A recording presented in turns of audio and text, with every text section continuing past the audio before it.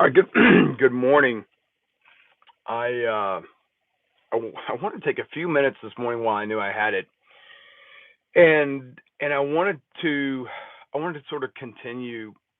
I guess I wanted to share my thoughts on sort of what kind of I guess the continued conversation, if you will, from Jay's feed last night. For those of you didn't see it, maybe go check it out. We did a live feed on Cannell's channel last night. It was Steve was on there. The gentleman that owned a brokerage, and I was on there. Cannell was on there, and then Gary and Will showed up a little bit later to have some continued conversation. And I just thought it was interesting as I was thinking about it overnight. I actually went back and listened to some portions of it, and it just sort of reiterated to me what we all what we all face as the biggest challenge. Hey, good morning, guys. Um, so for the few of the guys that are jumping in, I just want to kind of recap my 2 cents on that conversation, and it's interesting because I think there's a couple things that jumped out of that. Let me just touch on the real, probably the ones that maybe some of you guys missed. So obviously up front, and this data does exist that's out there. And so just as a data point, right? You heard Steve mention that if you read much information about brokers and things of that nature in our industry, you will see this number thrown around really often. That number is $1.70 per mile, and that number represents what many in the industry state is the average cost per mile for a driver, for an owner operator or carrier. Now, that's the number that these guys have in the back of their mind. That's the number that many of these guys have when they are pricing a load. If your costs per mile are higher than that, and you get into a really competitive time of the year, i.e., late January, February, July, August, sometimes that sort of fall time of the year is also a little sketchy, late September, early October. If you're in a year where volumes of freight are down dramatically, supply and demand is going to dictate this. But in the back of everyone's mind, they have that number. What does that mean? That means if your number is that number or higher, you are already behind the eight ball, right? So if you are someone that's looking to enter this industry and your cost per mile is more than $1.70, inherently just know that this is the cost that they have in the back of their mind, how they're going to price a lot of those rates when a particular market is getting sketchy. Look, if the truck to load ratio is really skewed, then that number is going to be all over the map. The reverse is true as well, right? If the load to truck ratio is skewed, that number will be off the map. But all things being equal, when these guys are trying to move freight, right, $1.70 is that magic number because they know that's the average cost per mile for the truck. That should be concerning for a lot of individuals who are entering the market without a strong plan, and your costs are going to be significantly higher than that. That should be a pause for concern, and you should really revisit, trying to get your cost noticeably lower. And I don't necessarily suggest that mean you take less money from the company. What I'm suggesting is maybe you need to revisit, the other barriers and some of your fixed costs, be it, truck, trailer, things of that nature. So it's that was a big takeaway. The other big takeaway I thought, and I really felt for this guy because I've seen it, and it's not just in our industry, right? It's not just in our industry. I've seen it in other industries. In fact, what Steve is trying to do and by having transparency and just saying, I want to charge you, Mr. Customer, a flat rate, right? His number was 13%. Now understand that's not his profit. That's just his rate, his flat rate he wants to charge. I've done something similar in my past, trying to be transparent, thinking that was a really good way to approach business and to attract a customer. And I'll tell you what ended up happening. It was the biggest disaster of my life, of my career, because I was taken advantage of. You know what I bet? Hang on. It was better. it was the biggest debacle, biggest disaster of my professional career, because I was taken advantage of and not and was unaware. Was unaware because you're told that, man, everybody loves this. This is great, and you feel that you're being transparent, and when in fact, man, I was just being raped and lied to like really I've never experienced. Which sort of brings, so I applaud Steve for trying to do the same. I hope that he can make it work in this industry. The other biggest challenge, or the biggest challenge that I believe we face as an industry, and you heard him speak to it, was just the outright lies that they face. So understand, the other thing, if you watch that video, what was really clear in Steve's perspective was his customer is the shipper. Now, that's not a surprise to any of us. For us, our customer is the broker. But it's not that Steve was very appreciative of the carrier. He sees the value that carriers bring, so on and so forth. But his customer is the shipper. The problem that he has is the same problems that we all face, which is the amount of lies and deceit in this industry. And no, I don't know if he has actually I don't know if he has a channel. If he does, go to Cannell's channel, go to the video from last night or yesterday afternoon, and he's probably got a link to my channel. He's got a link to Steve's channel as well. Now that you mentioned that, I do think they have. I do think he has a YouTube channel. At least his company does. But the lies and deceit, and what he mentioned was, listen, carriers or drivers will make me look like an idiot because I need to know when you're going to be there. And guys will tell me, hey, we're 30 minutes away. So he contacts his shipper and says, hey, the driver's 30 minutes away. 3 hours later, the driver strolls in. Right? Why lie about that? Right? Why lie about that? All that does is create that negativity and that lies. And now they can no longer trust the carriers. And now the shipper no longer trusts the broker. And it just creates sort of an unraveling of trust. And that's what a lot of this is based on. Yeah, we get a rate con, and we say we're going to do this for that. And they say that they're going to pay us for this and pay us for that, and so on and so forth. But still, at the end of the day, it is somewhat of a handshake agreement, to the extent that we say that we're 3 hours away, or that we're empty, or that our trailer is clean, or whatever it is, right? So they're trusting that we tell them the truth in those regards. I can tell you, dispatching some this year, we've had circumstances where we've had hours of service issues, and things of that nature, and I have those conversations with the broker. When someone will call me and say, hey, we're calling about this load.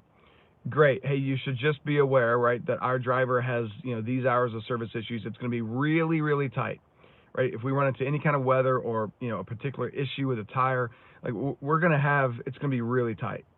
So is there flexibility on that loading time or unloading time? Yes or no? In some cases, right, we may have to run recaps. In some cases, we need a reset underneath that load. Right, and so if we're picking up a load, I don't know, whatever, on a Thursday, and it's not going to deliver until a Monday, then that may be fine, right? If the miles and the hours sort of work out, then it's no big deal. But we're pretty honest with a lot of these circumstances. I will tell you, probably the most dishonest, that I've been on any load was a load that we picked up for a driver. It's probably been about a month ago. It was out in Kentucky. It was going to Spokane, and the driver only had about 15 or so hours left. No way they can make it from Kentucky to Spokane without doing a reset. The issue was that there was a huge storm that we were going to be driving right into, and we knew that storm was going to cause at least a day to day and a half delay. And so we had sort of discussed this and talked it over, and it all worked out in this particular case. Broker was aware. And so, that's about as, I guess, as what I'll say, sketchy as we've done. But I even communicated that to the broker before we actually said, hey, look, here's what we're going to agree to, because I wanted them to know. I think it is the biggest challenge we face is the lies and the deceit. And as we all know, there are some really good carriers in our space. There are some really good brokers. There's some really good shippers. There's really good receivers, and there are a host that have complete just neglect for the business that carriers have to operate. Complete disregard for how long it takes to get unloaded. I'll give you guys a quick example. We are currently, right now as we speak, facing an issue today, yesterday and today, with a produce load that came up out of the Northwest.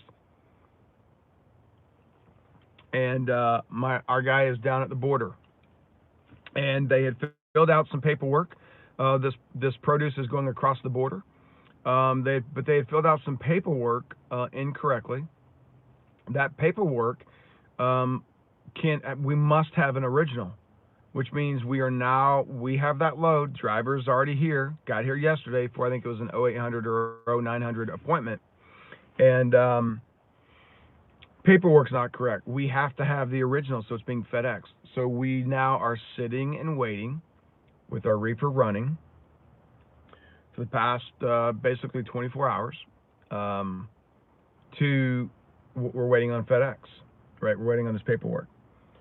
Now, what a lot of us know is in some cases FedEx can, overnight can actually be there the next day. In some cases it takes 2 days for an overnight package. We will see how things play out.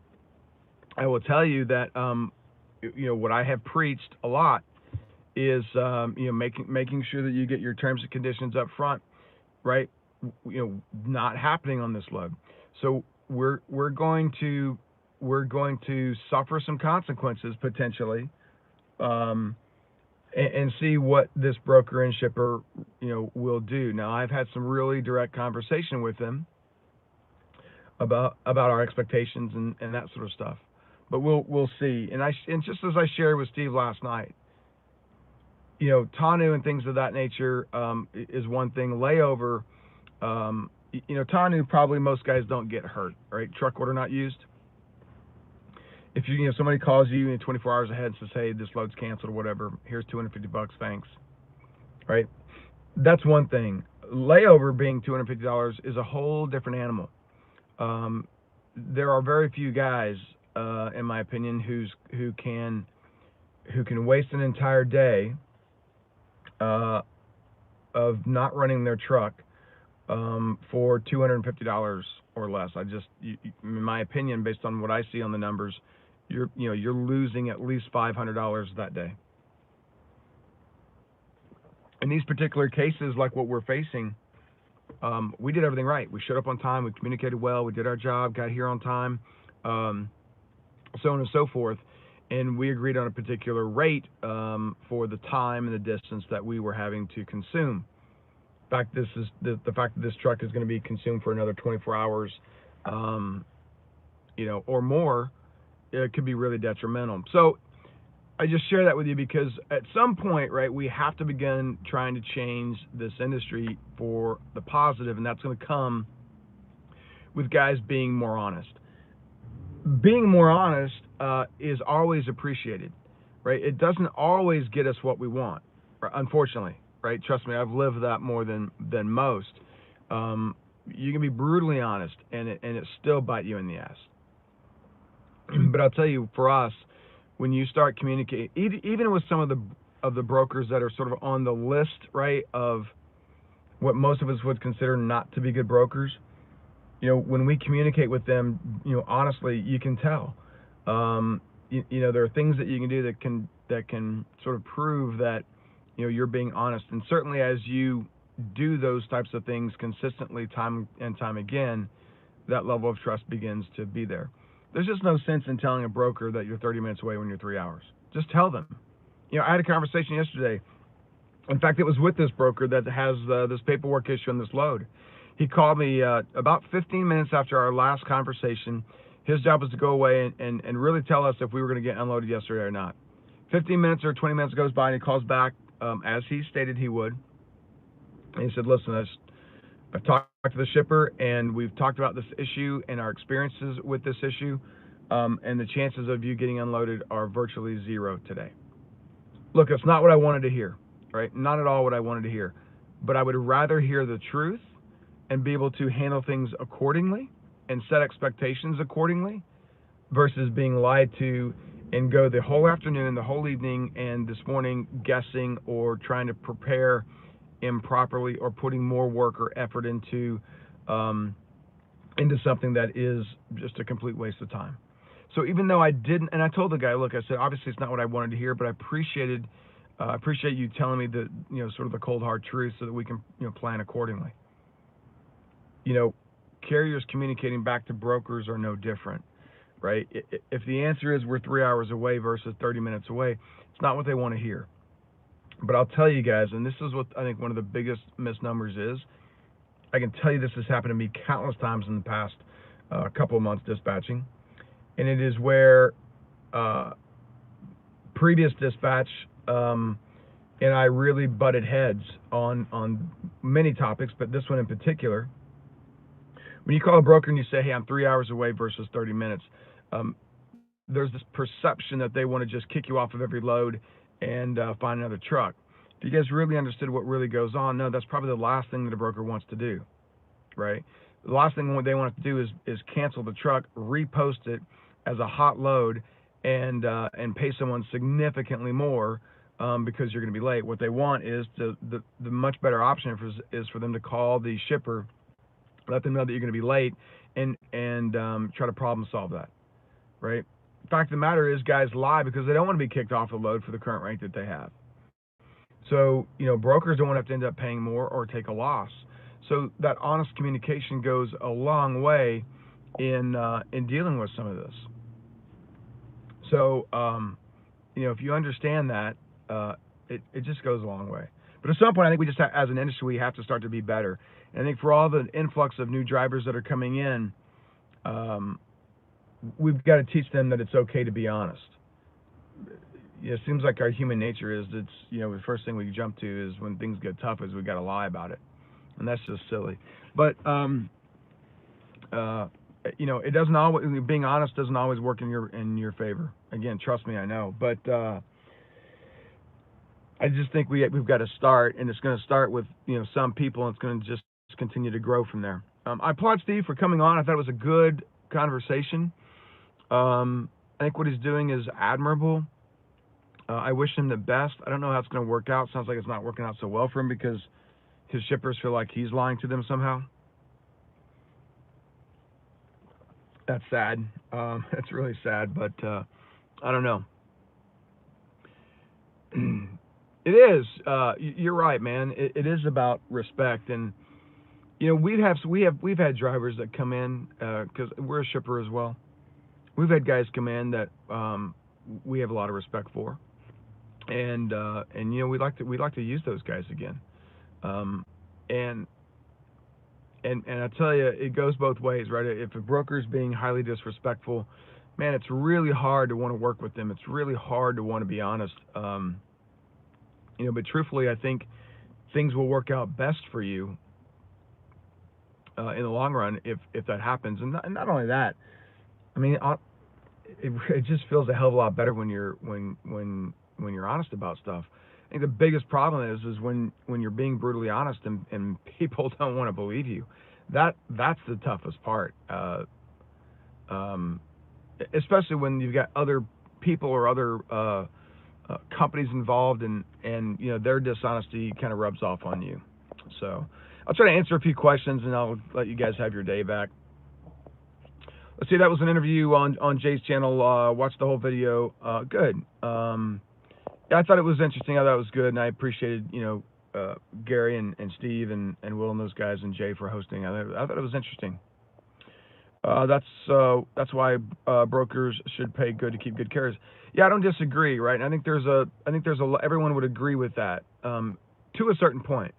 At some point, we are still a commoditized industry, and at some point, you can be the best carrier, but your price can be so far out of line compared to another guy that's got a 53-foot trailer. At some point, it may not warrant, right? Paying that amount, just to be honest. See, a broker just lied to us on both ends, shipper and the receiver. This is the shipper with the weight and receiver with the delivery time. Same old story. Yeah, and you know what? Listen, I think when that happens, take a really honest approach and say, hey, I want you to understand the impact of my business. Right? You may not care, but this is really detrimental to the business, and explain to them why that hurts. Again, at least you walk away knowing that you did your job, and you shared. If they continue to that behavior, that's not on you. At least you educated them. Let's see. Why does it feel like no matter what the industry is in the greatest country in the world, somebody's success is created by the exploitation of someone else? And that's a really good question. And I think as long as drivers put themselves in the position to be at the bottom of the food chain, if you're the small bait, then that's exactly how you're going to be perceived. That's exactly how you're going to be treated. So again, I sort of started this feed by saying, if you don't want to be exploited, then don't start by exploiting yourself. Man, sorry, I just looked at this camera; it's all blown out. Sorry. So don't set yourself up to be exploited. Don't set yourself up so that your costs are $1.80 or $1.90 or more per mile. In the same vein, don't lie to yourself about what your costs are. Find a way to drive your cost per mile down, or your cost per day down, and do that by the type of equipment that you select. Do that by ensuring that the right type of trailer that you're going to haul is going to be conducive for the area in which you live. If you live in an area where there is, no flatbed freight, in your area, maybe not the right, trailer to haul, right? Maybe you need to be looking at a dry van, a reefer, or something different, so that you're not having to deadhead so far. All of those things, come into really big play. So don't set yourself up to be exploited. Sort of like I was saying earlier. I set myself up to be exploited, and I hope that Steve isn't doing the same by trying to be honest and transparent. Because when you're honest and transparent, you have the perception that people are going to respect you more and things of that nature. And sometimes you're exactly right. You'll be exploited. So my advice is do what we have to do so that we're not setting ourselves up for that. It is the spirit of the free market, though. You're right, man. You're absolutely right, Brandon. When you're stuck and you're having to just pay on both ends to get loaded or unloaded or whatever it may be, or guys not loading trailers correctly, man, it's so frustrating. Yeah, you're right. It's a hell of a lot easier to cover and plan accordingly when we know the truth, and it's not that hard to do. Let's be starting CDL school next week. Thanks for all the knowledge. You guys are welcome. Good luck, man. Let's see, if you're honest, allow your customer and client to make a decision that's in their best interest. Yeah, a lot of times you can. Coach, how's it going, man? Yeah, I know the sun is. It's about to come up over that mountain right there, and then I'm really going to be blown out. So I don't know, man. Like I said, my take is we have an obligation to do right. Just sort of human nature. And I think when it comes to business, people want to do business with people that are going to be honest. Set yourself up so that you're not exploited, but know that guys like Steve and others, they read data and they believe that your cost per mile is an average of $1.70, and so they're going to take advantage of that when it comes to putting food on their table and paying their employees.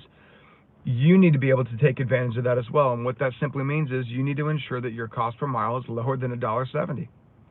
If it's higher than that, then you're setting yourself up right out of the gate to be exploited, because that's the number that these guys use. If you don't believe me, for those of you guys that do book a lot of your own freight, run the loaded miles and run the mileage, and divide by the price that these guys are offering, and see how often it doesn't start out at $1.70. It's a little ironic. And I say that because I do that whenever I call on a load that has a rate posted, I'll see what they're offering right, and it's usually not terribly far off from that. I mean, you're probably usually within 10 cents or so. What your intent is certainly not to end up there, right? In your negotiation, should be you should end up with a whole heck of a lot more. But again, I just think you can't set yourself up. Hey Jay, how's it going?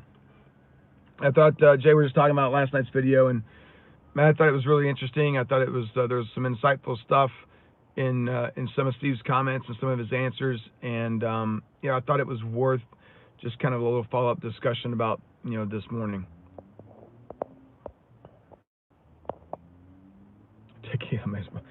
So that's what I got, guys. I'll give you guys your day back. Understand how these guys think. Understand that they value honesty just as we do, and if we begin to share things honestly back and forth, it can't help. It can't hurt, but help change our industry for the better. And at least it'll help improve the relationships that you have with shippers, receivers, and brokers, and that that goes a long ways. But we need to start somewhere. And I think making a concerted effort for all of us to be better can only be good for the industry. Again, that being said, always set yourself up so that you won't be taken advantage of. So that's it. That's what I got. I got to go back and actually do some real work now. You guys, if you're making miles, as always,